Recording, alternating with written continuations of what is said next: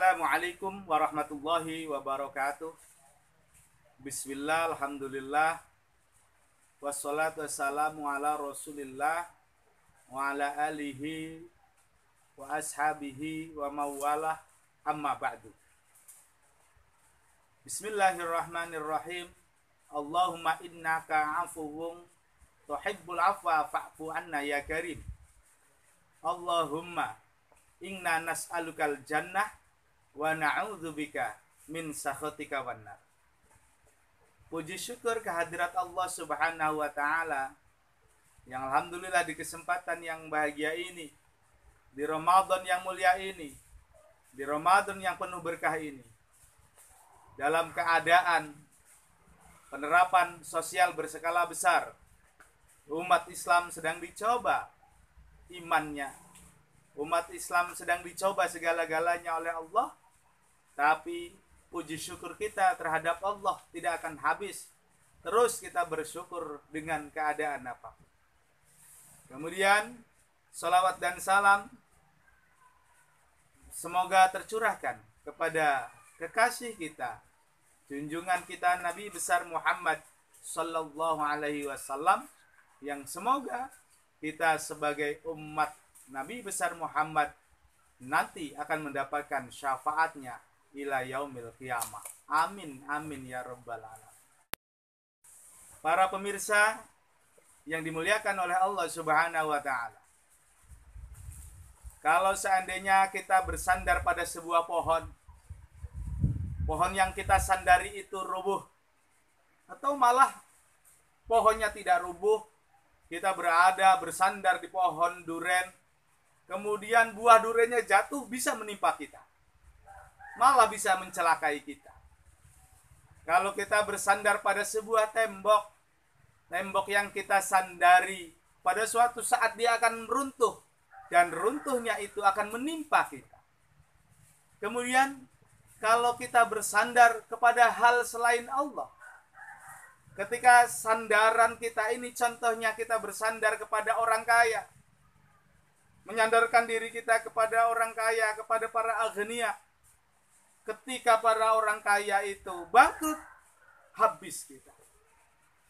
Kemudian apabila kita bersandar kepada orang yang berpangkat, ketika pangkatnya telah diangkat oleh Allah Subhanahu wa taala, kita pun tidak bisa berbuat apa-apa. Pada hari ini, sandaran yang terbaik kita adalah Allah Subhanahu wa taala. Allah adalah zat yang maha sempurna. Kedermawanannya yang maha sempurna. Kemuliaannya Allah, kemuliaan yang maha sempurna. Tidak ada makhluk yang bisa menyamai, melampaui dengan kesempurnaan dari Allah Subhanahu wa taala. Allahus Samad. Allah itu tempat kita meminta. Bersandarlah kita dengan sepenuh hati kepada Allah. Karena Allah adalah tempat kita meminta segala sesuatu. Karena Allah adalah zat yang sempurna dari segala yang maha sempurna. Para pemirsa yang dimuliakan oleh Allah, ada cara pandang memandang sesuatu itu dengan jasmani. Ada cara pandang memandang sesuatu itu dengan rohani. Memandang segala sesuatu dengan jasmani, contohnya apabila kita lapar tentu kita ingin makan. Apabila kita haus tentu kita ingin minum. Apabila kaki kita ini terseset oleh duri, tertancap oleh duri, maka kaki ini akan sakit.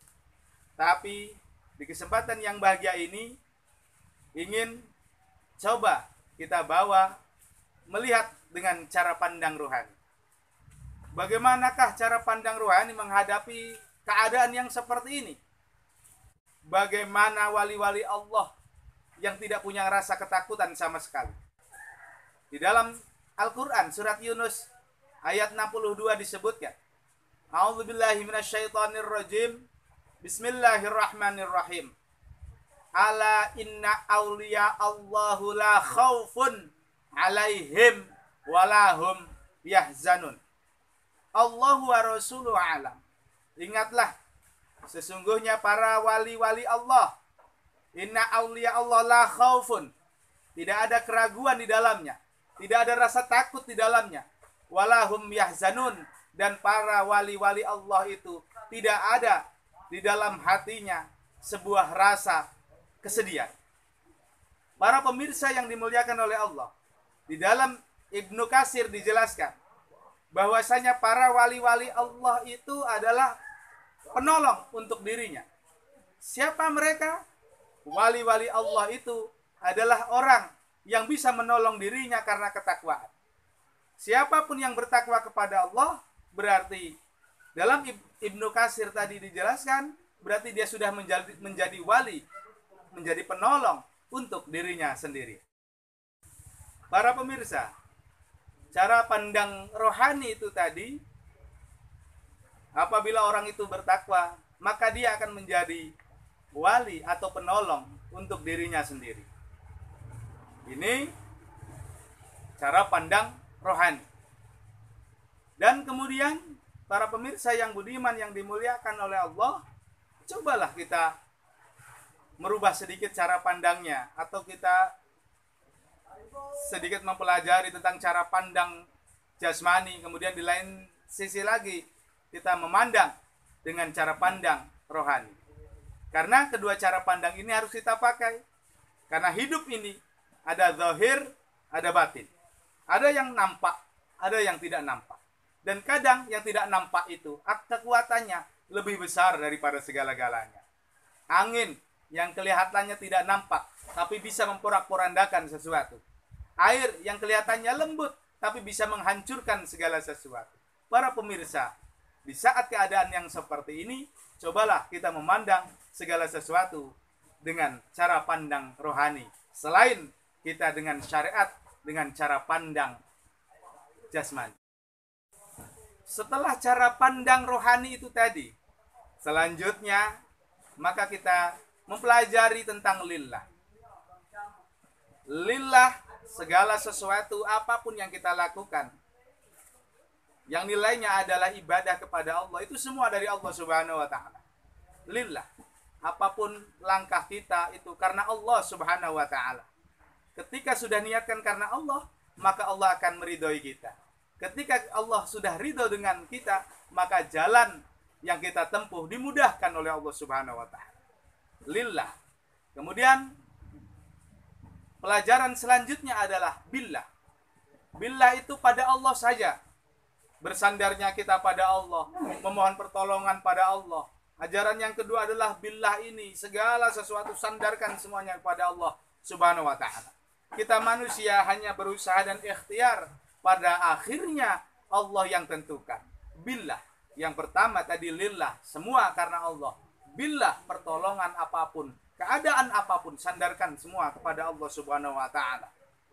Kemudian selanjutnya yang ketiga adalah lirrasul. Apapun amalan yang kita lakukan, kita bisa mengerti Islam, kita bisa mengerti perkara wajib dan sunnah lirrasul, karena kita ini itsba' li sunnati Rasulillah. Kalau orang sudah lirrasul, pada akhirnya birrusul. Pada Rasulullah akhlak kita tiru. Pada Rasulullah segala sesuatunya disandarkan kepada beliau, mencontoh akhlak daripada Rasulullah sallallahu alaihi wasallam. Jadi ada lillah, billah, lirrasul, birrasul. Sedikit kita memandang tentang cara pandang rohani, supaya rohani kita itu butuh makanan juga, butuh asupan nutrisi. Asupannya adalah ilmu. Afdhalu dzikri fa'lam annahu la ilaha illallah. Fa'lam, ketahuilah, segala sesuatu harus kau ketahui. Annahu la ilaha illallah. Muhammadur Rasulullah. Para pemirsa yang dimuliakan oleh Allah Subhanahu wa taala, demikian tadi diantaranya tentang cara pandang rohani. Kemudian kita belajar tentang lillah billah, lirrasul birrasul.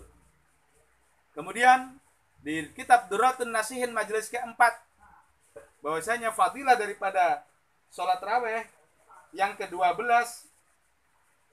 akan datang pada hari kiamat. Mereka yang sholat raweh pada malam ke-12, wajahnya bagai bulan purnama. Ini sudah kita lewati. Ketika datang dalam kitab Ahwalul Insan, ada orang yang datang kepalanya seperti ular, ada yang datang kepalanya seperti kerbau, ada yang datang kepalanya seperti babi. Orang yang sholat tarawih pada malam yang ke-12, maka ketika yaumil kiamah, wajahnya bak bulan purnama yang bersinar, yang mengalahkan bintang-bintang yang lain. Kemudian di tarawih pada malam yang ke-13 ada 3 fadilah yang insya Allah akan saya buka di sini.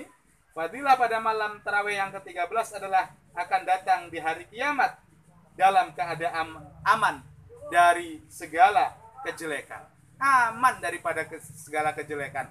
Kalau yang lain susah payah ketika yaumil kiamah, kalau yang lain penuh dengan kesusahan, tapi orang yang sholat tarawih pada malam yang ke-13 datang di hari kiamat dalam keadaan aman dari segala kejelekan. Semoga kita termasuk di dalamnya. Kemudian tarawih pada malam yang ke-14, malaikat akan bersaksi, akan menyaksikan kita bahwa ia sholat tarawih, maka Allah tidak akan menghisapnya. Masya Allah. Pada malam yang ke-14, para malaikat akan bersaksi kepada kita pada hari di mana orang dihisap. Tapi ketika orang yang sholat tarawih pada malam yang ke-14 ini, karena saksi daripada malaikat, tidak akan dihisap oleh Allah Subhanahu wa ta'ala. Para pemirsa yang dimuliakan oleh Allah, mohon maaf yang sebesar-besarnya. Semoga Allah memberikan keberkahan atas umur kita. Umur yang barokah, bukan umur yang panjang, tapi umur yang barokah adalah pendek tapi banyak amal solehnya. Umur yang panjang kemudian banyak amal solehnya, itulah juga umur yang barokah. Semoga kita bisa menanam kebaikan dan kebaikan itu semoga diterima oleh Allah Subhanahu wa taala.